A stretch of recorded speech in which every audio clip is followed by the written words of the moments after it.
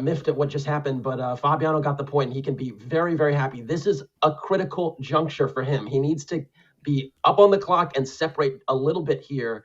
As we get faster and faster, we know Hikaru's going to get the advantage. Agreed. I think a lot of people are expecting this to be a blowout and underestimating, the new Fabiano Caruana.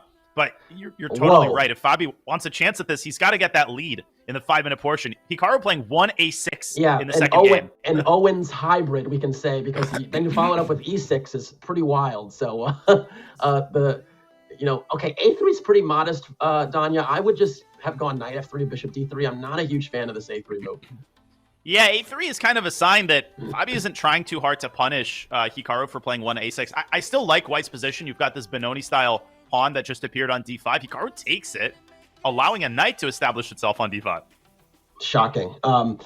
White definitely has a massive edge here. E takes d5 would be my choice just to maintain the space, but even queen takes d5 is sufficient. And White's going to have the two bishops and space. You like those things. Although what I don't like about Fabi's position here is the clock. He has to keep himself up on the clock so that when the scrambles do happen and that confusion that Hikaru creates comes on the board, he's ready. But we have a very nice Benoni-style structure here for White. For sure. Your point is well taken. I think in the last game, Fabi did a great job. He left himself with just enough time so that when Hikaru blundered that check on d1, he didn't have 5 seconds, he had 25 seconds. That is the chief difference as Fabi tries to get his knight from h4 to f5, and obviously Hikaru could prevent that with g6, but his position is already very flimsy and kind of riddled with positional weaknesses. Creating more of them on the king side doesn't seem very advisable. So I think Hikaru is just kind of going to bite the bullet and castle and allow knight f5 and try to kind of work around that knight and maybe get his own knight from d7 over to e5 potentially, or b6. Yeah, to be honest, I'm actually not a huge fan of this knight h4, knight f5 maneuver, simply because White needed just a few moves to connect the rooks and maintain space. And now, Naka's pretty good with his knights, particularly in these fast controls. So I would have preferred a combination of bishop f4 and rook e1, although knight e8 is extremely puzzling. And I think knight takes e7 and queen takes e7 and rook e1 here is extremely compelling. White has the two bishops, more space. And you could even see scenarios where the queen comes to a4 and it's hard for the black queen side to develop because c6 becomes a weakness. If the knight on b8 comes to d7, the d6 pawn is soft. Very tough circumstance. But this is the best of both worlds. Bishop on f4, knight on f5. This is kind of what I was looking at with the knight on f3. And of course, Fabi ignoring the b2 pawn. Technically, I don't think there's a direct refutation to bishop takes b2, but Hikaru's got bigger fish to fry. He needs to complete his development here. He can't rip open the queen side because White's rook is then going to land on b7. He gives up the d6 pawn. Fabi says, thank you very much. I'll grab it. And what does Hikaru have in mind here? Knight b6? Yeah, but even if Fabi just plays primitively and plays knight takes c8, I mean, he's going to emerge, I think, with an extra pawn for minimal to no compensation. And what a pawn it is, a passer on d5. Yeah, and again, this pawn on b2, which is hanging, is just so inconsequential in this position. Right now, there's just too much action happening in the middle, and you essentially jumpstart that rook on a1 if you went for it. So, yeah, this is already not ideal.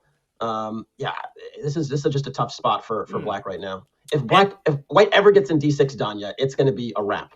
Absolutely. If d6 is played, and of course right now the bishop is hanging, so big decision for Fabi. Does he drop it back to a2 or back down this diagonal? He brings it back to e2, so eventually he wants to play bishop f3, right? If you give him one more move, the game is basically over. So Hikaru has to take this brief opportunity that he has to play either a move like queen e4, and the sad thing for Black Casa is that even if Black wins back the d5 pawn, White's got other assets that he can hang his hat on. Black's got weaknesses on the queen side. White's got the bishop pair. White's got the better placed pieces. So I like what Hikaru is doing. He grabs the pawn on b2, and he's going to meet rook b1, I think, with knight to a4. He's hanging by a thread, but I don't see a direct win in that position with knight c3 looming large over White's position. Yeah, it's stunning geometry because it does feel like everything's hanging by a thread, but I'm still, my spidey senses are tingling, and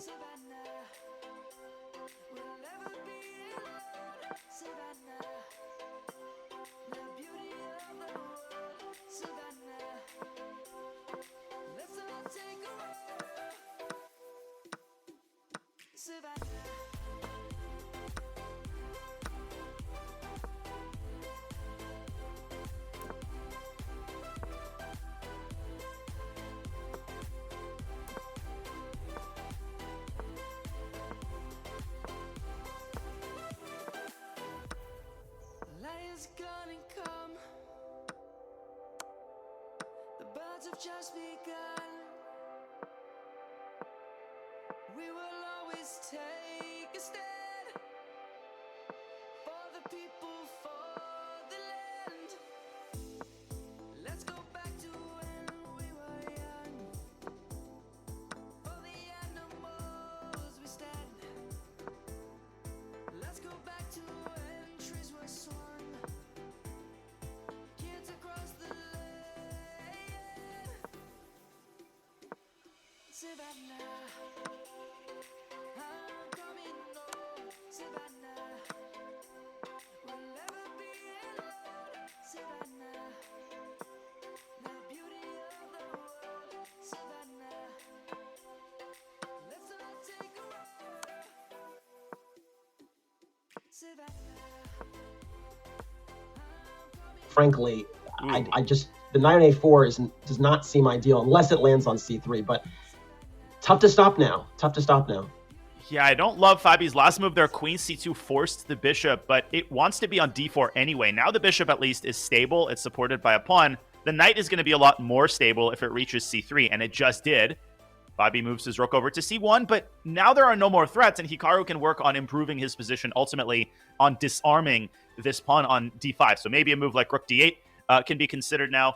White should still be better here with his excellent bishop placement, and maybe the move bishop c7 should be considered here. Yeah, 100%. Bishop c7 and then d6, and you kind of, it's just the wrong move order. Bishop c7 first, and then d6, and then the pawn would have been nicely secured 2 squares from the queening square on d8. This version is not as ideal. Although I will say there's still I think a quite high margin for error here for White, and I don't see it being too dangerous just yet, unless the d6 pawn is locked off for free.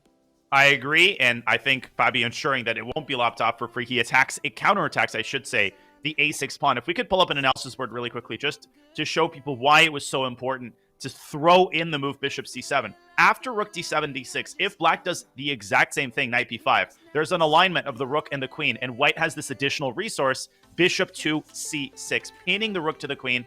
Let's say black plays knight takes c7. White doesn't even have to hurry with taking the rook. D takes c7, and the rook on d7 is lost. This would have led to a losing position for black. That was a winning move for Fabi. He missed it. And now we go back to the live board. Hikaru has finally gotten rid of that d6 pawn. Fabi can now trade queens and play a pawn down, or Casa, he can take on a6 and reestablish material equality, which he's chosen to do, but this is getting a little bit scary. Yeah, and again, the f2 square is sensitive, and I think for the longest time, Fabi's needed to get in g3 and king g2, and he actually hasn't found the time to do it. And this is basically the worst version of these opposite colored bishop endgames, because f2 is going to be a permanent target. And so I actually think this is going to be a tough hold now, because the king on g1 is just a little bit weaker, or actually I'd say significantly weaker than the black counterpart. This is a terrible position for Fabi, and it's really frustrating that he even has to defend this, given how good his position was just a couple of moves ago, it seems. Hikaru's probably going to make some looks. He's got all the time in the world to play moves like g6 and h5 and maybe king g7, the same idea that Fabi wanted to carry out in order to prevent what we currently have from being on the board. So still a lot of practical chances for white, but he's under a minute, and how many times have we seen Hikaru squeezing, these small to medium advantages in his opponent's slow time? Yeah, you have to be up on the clock when the skirmish happens, particularly when you're playing against Hikaru. And again, this g6 move, for folks at home, when you're trying to make an escape square, you make the escape square on the opposite color as the opponent's bishop, so that you just are very, very secure. And so you see white is a light squared bishop, black makes a dark squared escape square. Conversely, much earlier in the game, we wanted to see g3 to give that light square on g2 to deal with this dark square bishop. But here we go. f2 is now being pressed. Rook f1, just too much passivity here. And yeah, rook f2, queen e1 is a wrap.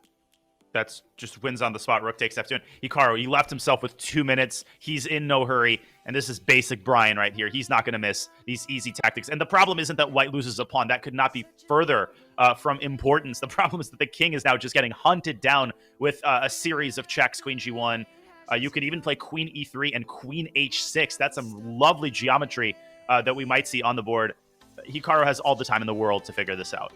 And again, even here, the dark squares, they're basically Swiss cheese in White's position. I mean, they're just not getting covered whatsoever. Even bishop takes g3, and even queen, even endgames now with obstacle bishops with this amount of pawns is going to be enough to win. But I think Naka, given the time advantage, will look for more.